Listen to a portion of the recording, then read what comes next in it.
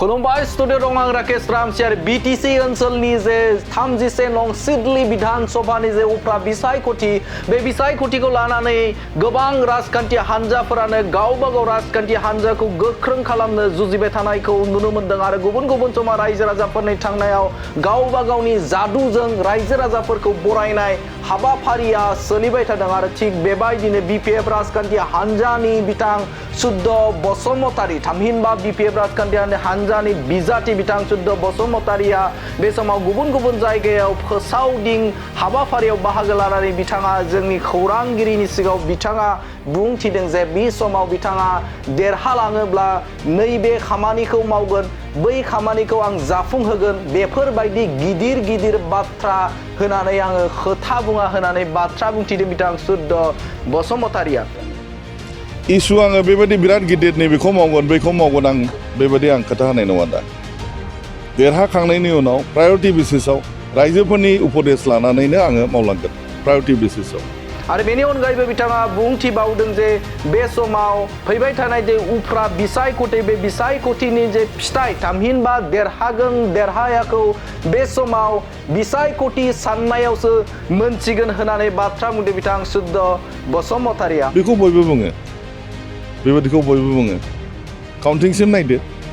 काउन्टिंआव सोर देरहायो नुहैगोन आरो बे समाव बिथाङा गोग्गानाय थामहिनबा रायजो राजाफोर आरो बे बिपिएफ राजखान्थि हान्जाजों इउपिपिएल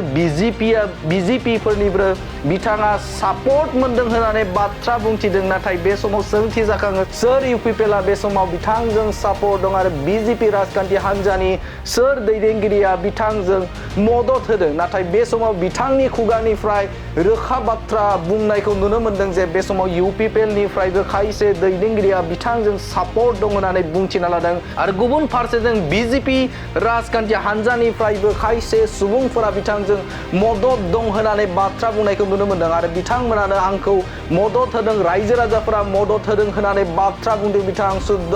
बसुमतारीया आरो बे समाव देरहागोन देरहायाखौ फैबाय थानाय समाव इभिएम थामहिनबा बिसायख'थि फिथाइ साननायावसो मोनसिगोन होननानै बाथ्रा बुंनायखौ नुनो मोन्दों बिथां सुद्द बसुमतारीखौ बिथाङा आरोबाव मा बाथ्रा बुंदों नोंथांमोननि गेजेराव होनि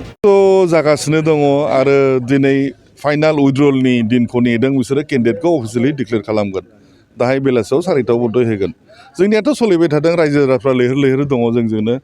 बिर'धिफ्राबो बिराद फैदों इपिपिएलनि बहुद सोद्रोमाफ्रा जोंजों कन्टेक्टआव दङ बिजेपिनि दङ कंग्रेसनि दङ